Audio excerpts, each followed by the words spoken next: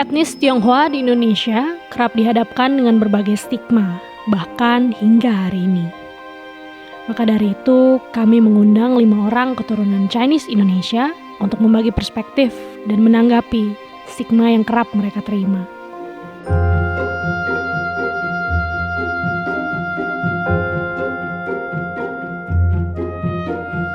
Nama gue Jordan, umur 29 tahun. Gue keturunan Chinese Indonesian. Perkenalkan, nama gue Tommy. Gue mau umur 31 tahun ini dan gue ada keturunan Cindo. Nama gue Steph, umur gue 24 tahun. Gue keturunan Chinese Indonesia. Halo, nama gue Aldi, usia 31 tahun. Gue Cindo Blasteran. Nama gue Jackie Tan, usia sekarang 25. Gue dari keluarga Chinese ya. Bokap gue tuh Sukabumi, kalau nyokap gue Chinese Jakarta. Asal daerah bokap nyokap gue tuh dua-duanya dari Bangka Belitung. Bokap gue Cindo Pademangan, mama gue dari Jawa Timur. Bokap gue dari Kepulauan Riau dan nyokap dari Tanjung Pinang. Cindo itu pasti bisa bahasa Mandarin.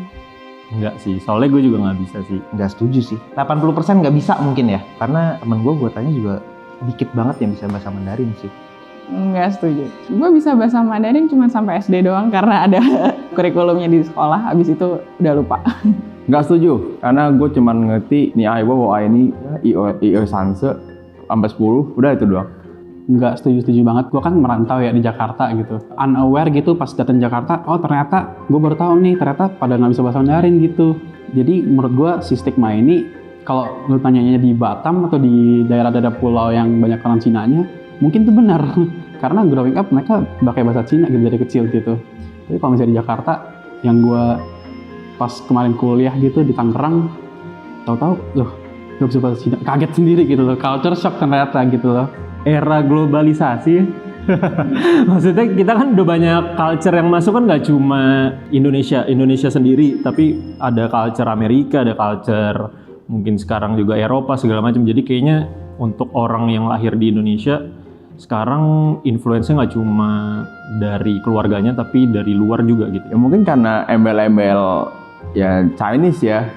Menurut gue pribadi sih mungkin orang-orang yang non Cindo tuh masih banyak yang kesulitan membedakan antara warga negara Cina, ras Chinese dan Chinese Indonesia, padahal kan tiga-tiga beda. Cindo itu harus nikahnya sama yang satu ras dan selevel sama dia. Nggak setuju kalau dari keluarga gue sih. Soalnya ya balik lagi ya, namanya jodoh, nggak pernah ada yang tahu dari mana. Nggak setuju sih kalau gue. Mungkin kalau zaman dulu seperti itu ya. Cuma kalau zaman sekarang sih menurut gue udah berbeda. Kalau ini menarik karena sering diperdebatkan di dalam keluarga saya gitu kan. Tergantung dari ajaran keluarganya sih. Itu balik lagi ke prinsip dari masing-masing orangnya, dari masing-masing keluarga juga gitu. Menurut gue apapun sukunya, mau merit sama siapa aja, nggak ada bedanya sih kalau buat gue pribadi. Tapi sering terjadi dan susah juga buat bawa calon ke rumah karena latar belakang keluarganya, terus latar belakang ekonomi kayak gitu-gitu. Maksudnya kan kita udah ya multikultural juga ya di Indonesia, jadi banyak juga kok yang nggak sama non Cindo. Apalagi kalau kita ngomong selevel, mungkin tuh dari sisi keuangan kali ya kayak gitu. Menurutku sih nggak diwajibkan sih. Kayaknya kalau makin kesini sih makin barrier-nya makin nggak sekencang dulu sih. Kalau dulu kan mungkin masih ada kecurigaan lah antar ras gitu, karena nggak saling kenal, nggak banyak saling tahu. Mungkin yang mikir, oh kalau bukan ras gua nanti beda nih gimana. Tapi kan makin kesini kita makin terbuka kan, ada sosial media, ada ya orang juga bergaul makin luas. Mungkin karena apa yang mereka lalui dulu, menganggapnya kalau beda ras kayak ya dia punya pengalaman yang nggak enak lah dengan ras yang lain mungkin. Jadi terbentuklah stigma kalau sama orang yang beda ras tuh lebih beresiko lah, resiko lebih besar gitu. Kalau dari orang tua yang lumayan kolot ya, itu tuh ya udah biasa lah gitu loh ya, udah emang sepantasnya dan seharusnya. Kalau yang Cina nikah sama yang Cina gitu, bisa dibilang mereka somehow racist, tapi mereka tidak sadar kalau mereka racist. Mereka ngira itu fine-fine aja dan emang sudah kodratnya seperti itu. sama menurut gue level tuh juga bukan mandang ras sih, kayak anak konglomerat sama anak konglomerat kan juga nggak mandang ras sih biasanya ya. Dan itu gue rasa sih bukan keputusan dari mempelainya tanda kutip, tapi lebih ke keluarganya juga sih gitu. Oh ini seru nih. Gue inget bokap gue pernah bilang, gue kalau nggak sama Cina nggak apa-apa, tapi anak Jokowi misalnya. Duitnya banyak. Hampir semua Cindo itu pasti orangnya pelit dan licik. Sebenarnya lebih ke lihai kali ya. Agak setuju mungkin ya. Karena nggak harus Cindo sih menurut gua.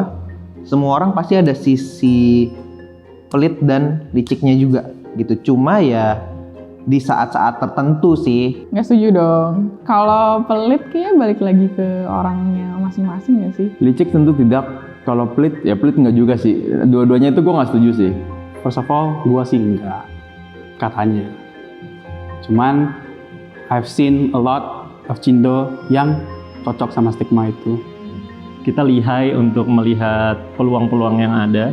Kita bisa lihat peluang dan peluang itu dimakan, ya kenapa enggak gitu. Pelit mungkin enggak, tapi lebih bisa mengatur skala prioritas kali ya.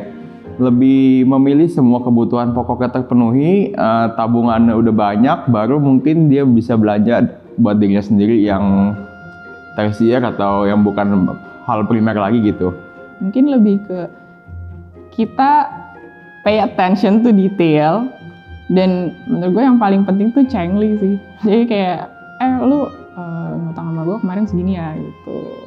Mungkin bukan pelit, tapi kebanyakan Chinese diajarinnya tuh menabung. Kita bukan terlihat kaya, tapi emang kaya beneran, harusnya gitu. Karena struggle-nya jadi mereka kayak terpaksa harus kayak gitu jadi ujung-ujungnya gitu mungkin ya. Kalau licik sih mungkin bukan licik kali ya, pinter menurut gua. Gitu, licik sama pinter tuh menurut gua kadang-kadang beda tipis sih. Licik enggak, tapi apa ya, kalau mungkin lebih jam terbang lebih tinggi kan ya. Tapi kalau dibilang licik sih menurut gua enggak. Kembali lagi, being a Chinese itu cuman ras doang. Menurut gua gak bisa diomong-omongin sama sifat. Cindo itu cuma mau berteman sama yang punya duit doang, biar cuan. Nggak setuju sih. Cuma kalau bisa berteman sama yang punya duit menurut gua lebih bagus. Nggak setuju. Kalau gue sih nggak pernah mikirin kayak temenan itu harus sama yang ada duitnya atau enggak, karena balik lagi kan namanya juga temen gitu kan, kayak membangun koneksi dengan orang itu bisa membuka peluang kita dan opportunity kita untuk banyak hal yang kita nggak pernah pikirkan gitu. Aku nggak setuju. Kalau berteman sih enggak. Ya, kayak tadi ya, misalnya bokap gue pengen gue nikah kalau dia nggak Cina, at least banyak duit gitu loh. Jadi lebih ke pengen sama-sama untung ya, simbolisme, mutualisme gitu.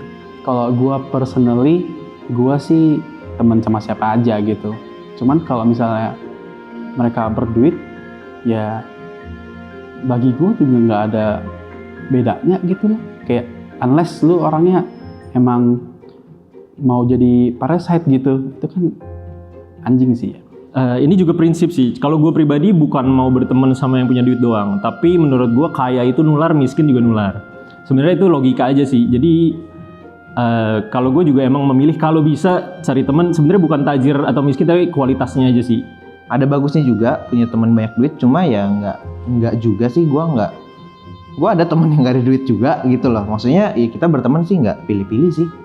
Lingkungan gue nggak cuma Cindo doang, karena kebetulan gue lebih banyak bergaul dengan yang non Cindo. Dari circle-circle yang gue kenal pun semua ya nggak ada yang kayak lu nggak berduit nih atau lu non Chinese kita nggak mau temenan, itu nggak ada. Cindo itu nggak pernah yang namanya hidup susah. Gue susah sekarang. Gak juga lah. Nggak setuju. Tidak setuju. Nggak setuju, saudara gue banyak moyong kok. Itu gue disagree. Kayak misalnya kalau dari keluarga gue sendiri deh. Kalau keluarga sendiri gue tuh bahkan posisinya itu dari yang susah ke nggak susah, terus sekarang susah lagi gitu. Jadi ada ups and down-nya sama kayak yang lain juga harusnya. Ya balik lagi ya, karena mostly di sini kebanyakan emang pure orang Indonesia, pribumi. Jadi yang mungkin yang start dari nol ya kebanyakan kelihatannya pribumi gitu. Kalau ngomong zaman kita ya mungkin kita nggak susah ya. Maksudnya apalagi kita yang udah kerja ya, istilahnya udah settle, udah kerja itu kita nggak susah. Kenapa? Karena ada orang tua kita yang udah ngasih kita rumah, ngasih kita makan, istilahnya kayak gitu. Cuma kalau lu ngomong zaman orang tua kita, ya mereka susah gitu loh. Kecuali yang punya privilege dari kakeknya emang udah kaya banget. Tapi kalau lihat dari case gua ya orang tua nge-fight juga sih buat hidup di tahun, apalagi dari tahun 98 ke atas, istilahnya kayak gitu loh. Balik lagi sih kayaknya itu sangat-sangat personal gitu. Kayak gue tidak datang dari keluarga yang enak banget, jadi kayak ya terbiasa untuk hidup mencukupkan diri dengan apa yang ada. Kalau gue pribadi, gue sih dulu korban 98 ya. Jadi setelah 98 pun itu keluarga gue cuma punya baju sama rumah yang udah gosong. Ya seperti itu hidup susah ya, dan itu bisa-bisa aja kok. Tapi kita lihat 3 orang kakaknya di Indonesia adalah keturunan Chinese Indonesia. Mungkin ras lain yang sebenarnya lebih tajir cuma nggak masuk statistik banyak. Pernahkah kamu mengalami diskriminasi secara langsung? Kebetulan sih nggak pernah sih. Kalau langsung ya nggak pernah, tapi kalau melihat atau mendengar itu pernah. Pernah waktu gua injak kaki di Jakarta. Dulu gue pernah kerja, gue ditandain sama orang gitu, kayak oh mbaknya Cina ya gitu. Sejujurnya nggak pernah merasakan rasisme yang sampai sakit hati gitu. Ya mungkin kalau di online kadang-kadang, cuma enggak sih, biasa aja kalau gua. Ya udah netizen gitu kan, ya udah gitu.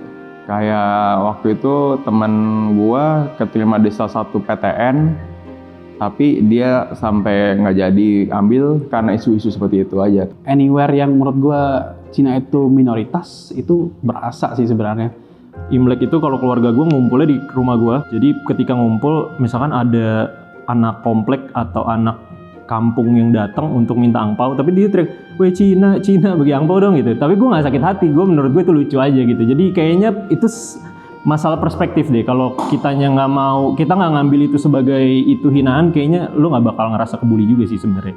Kita mau belanja di warteg gitu ya, gue pernah tuh dimahalin gitu misalnya harganya.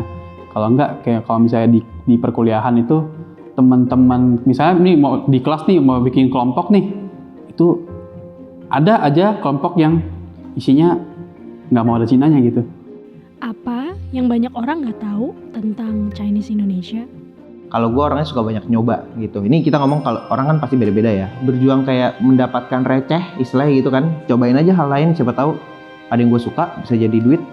Keturunan Chinese Indonesia, kita biasa diajarkan untuk mau bekerja keras gitu. Dan mungkin kayak orang ngeliatnya ketika ya udah jadi orang, udah kelihatan oke, dan kayak nggak pernah hidup susah. Padahal di balik itu juga kita punya struggle-nya masing-masing untuk bisa membangun diri sampai ada di posisi yang orang lihatnya kayak nggak pernah susah. Sebenarnya kita sama aja sama ras lain sebenarnya. Kita tuh orang Indonesia juga, cuman mungkin ya matanya lebih runcing aja, lebih sipit. Tapi sebenarnya sama kok, kita juga makan Padang, kita kalau beli juga nawar, kita belanja di pasar juga pernah gitu.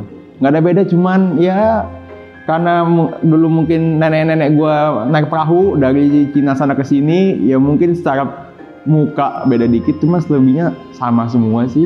Kita tuh nggak begitu beda lah sama yang non-Cindo, karena sama-sama orang Indonesia. Lebih kayak kalau mau satunya, ini sifat orang Indonesia gitu. Jadi sebenarnya sama aja kok, cuma budayanya aja yang berbeda sih.